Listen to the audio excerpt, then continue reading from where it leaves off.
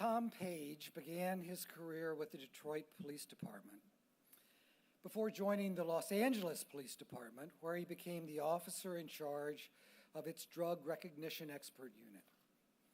He helped create standards and curriculum used by officers in all 50 states, Canada, and in other countries to detect and apprehend alcohol and drug-impaired drivers.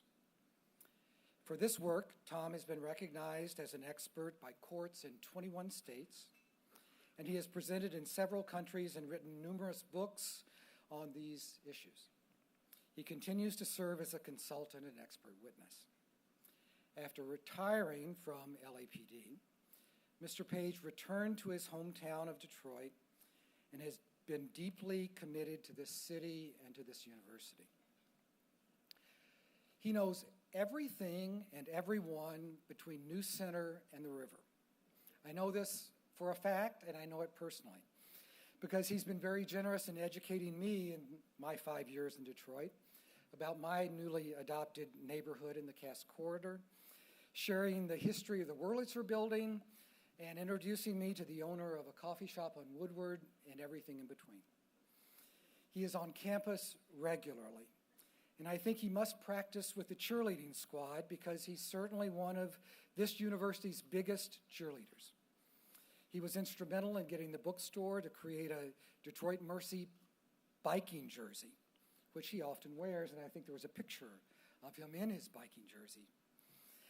He's worked with Detroit Bikes to build and sell a Detroit Mercy bicycle, which are for sale, and you can talk to him about that. And he has made it possible for some of those bikes to be on loan to students. At the library, students can check out books. At the fitness center, they can check out bicycles, thanks to Tom. He's created and manages numerous social media platforms on law enforcement, urban bicycling, and the resurgence of the city of Detroit. In fact, you should check out 48201 on Facebook, for example, or friend Thomas E. Page, and you'll learn all kinds of things about this city. Not a lot about Tom, but a lot about this city. He develops and leads bicycle tours all over the city. He's the recipient of the Sierra Club's Green Cruiser of the Year Award, the City of Detroit's Distinguished Achievement Award, and the Detroit City Council's Spirit of Detroit Award. Please join me in congratulating Tom Page and welcoming him to the stage. Thank you very much, Mark, and of course, thank you very much, Dr. Garibaldi. One of the things that Mark didn't mention is one of the accomplishments in my career that I'm most proud of, that a few years ago I worked as a urine collector, actually for the National Football League, and for at least 1 year I was able to get the Detroit Lions off of performance-enhancing drugs, and that happened to be the year they went 0-16. Now, coincidentally, the agency I was working for was terminated after that year. So I want to mention a few things about my late parents that I obviously wish that they could be here today. But my mother was from the hills and the hollers, as we would say, of East Central Tennessee. And she came up to Detroit during World War II and worked as a Rosie the Riveter at the Excello factory, which I actually drove by tonight right over here in Hamilton and Highland Park. She wed my father, who was a returning United States Navy veteran, part of that greatest generation. And interestingly, that neither of them had a lot of basic education, but my mother wound up graduated from high school at the age of 62. My father graduated from high school at the age of 23 as part of a returning veterans program. So even though that they didn't have a lot of the formal education, they were committed to having their three children get that education. And so we went to Catholic schools. Immaculate Heart of Mary, which was not Immaculate Heart of Mary nuns, but Mercy nuns. So I had 8 years of Mercy nuns. And that was followed by 4 years of Jesuits at the University of Detroit High School. So it was pretty natural that I would wind up here, and probably pretty natural I would get into law enforcement also. While I was at this university, I had many great professors, but one really stood out, and I can't really see with the lights, but he is here today, and that was Professor Mike Whitty, who was my undergraduate professor. And it was Dr. Whitty who really, as I would say, connected the dots for me. as part of his business classes, we went to a blues club. We went to a place called the Rappa Coffee House, and Mike really connected the music of the blues with the northern migration, with civil rights, with law, with labor movement, all of those different things. And it was as if that you couldn't understand the blues unless you understood the people and the environment from which that came from. And that was Mike Whitty. And we reconnected many years ago, and I'm sure that I didn't see it, but he's wearing a protest button somewhere. He's trying to stop something. Definitely. So I continued on in graduate school at this university while I was working full-time, and for reasons that aren't really clear to me, I joined the Detroit Police Department, and after a little over 3 years, I was laid off, and as the city at that time, the Chrysler was the biggest taxpayer, and it looked like they were going under, so many of us wound up going out to Los Angeles. I joined the LAPD, and I had a lot of great times. Worked the 1984 Olympics, and I actually, which is I think appropriate, led the Pope in 1987 on the motorcade through the streets of Los Angeles. But certainly there were some very terrible times. Rodney King, the 1992 riots. In fact, the picture that you might have seen at the helmets, that was April 29th, 1992, as me and my staff were headed out for the riots. OJ was another interesting event going on in Los Angeles. And looking back at an average of 2 officers, many that I knew personally, that were killed during that period of time.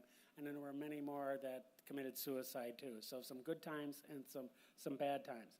I was recruited, though, by the department, partly because of my education, to help to develop what's now known as the Drug Recognition Expert Program. And certainly it was my education and my liberal arts education here that prepared me for that. While I was here, I was also a member of Phi Sigma Kappa fraternity. And I know that sometimes fraternities get some bad press, deserved many times these days, but the people, the contacts, the things that I learned from that fraternity have stuck with me to this day. And it was this fraternity that instilled in me the 3 principles of brotherhood, scholarship, and character. And in fact, if you go down to the downtown Detroit riverfront, right at Rivard Plaza, there's a very large brick right there that says, you only could do so many letters, so it says U of Detroit, Phi Sigma Kappa, brotherhood, scholarship, and character. But that was one of our ways to continue to give back to the city. In fact, 2 of my fraternity brothers, both attorneys, interestingly enough, Roger Lisinski and Maroon Hakim are seated at my table here. I was also been fortunate to volunteer through Peggy Pattison through the school's 30-minute mentoring program. And in this, you sit down with students and talk to them about their college experience for about 30 minutes. And uniformly, they tell me how much they appreciate this place. They tell me how much the staff and the instructors encourage them and challenge them to build, as one student said, to build that a boundless future. And it really struck me that it is really the people that makes this place so very, very special. So a number of people I want to give thanks to. I've said it personally, and hopefully I won't miss it. Jen Defoe, I don't know if she's here. She was the first person that reached out to me and said, you need to get involved as an alumnus here. Terry Stokes-Carroll, who's become not just a colleague here, but very much a friend. Barbara Milbauer is here. Linda Small, Deanna Blevins at the Fitness Center. I know she probably has a love-hate relationship with me because she knows I'm going to talk about bikes. Where are the bikes? When are we going to get this taken care of? But she has just been a tremendous person. Gary Lichtman, Father Jerry Kavanaugh. What can you say about him? He's still teaching here. Peggy Pattison, yes. In fact, I see Father Kavanaugh, it seems, wherever I go these days. If I go to the U of D Theater Company, there he's going to be. And no matter where I go, Father Kavanaugh is still there. Marie Ward, we reconnected after all these years. Dennis Carlesso, Olivia Martin, who's here. Arnold D'Ambrosio is here. Jason Roach, I don't know if he's here. Claudia, I was so happy to see Claudia from the food service here. Because all the meetings I've been to, she always had this welcoming smile, and so I just really am glad and thankful that people like Claudia are at this university. Father Tim Hipskin, who gets students involved in not just the school, but the community. He blesses our bikes at the homecoming, too. We had no flats, so connection, It's the first thing you learn in detective school is that there are no coincidences, you see, so that's how I subscribe to. Will Wittig, I didn't go to architecture school, but I feel that I'm one of their biggest supporters and learning from them. And of course, I want to recognize my sister Pamela, who's here with her husband Alan and her daughter Allison. My cousin Mary Lockwood, who more than anybody in the Page family has really kept us connected. And we have Tricia Gould, who came from Boston. She's already networked with the dean of the law school here. She works at Northeastern University Law School, and she stood by me, and it's been really difficult for 25 years. So, and of course, Dean Mark Denham. A few other people that I didn't know were going to be here from the Neighborhood Service Organization, just doing good throughout our city, and that's Sheila Clay, she threatens to retire. We're going to try to keep her from doing that. And Denise Figursky, that they are here today. And then Kevin Williams showed up here today. And there's many stories I could tell you about Kevin Williams. He's one of those people that you really can't supervise. You just send him in the right direction. But we worked together in LAPD, and now he has a position of leadership here.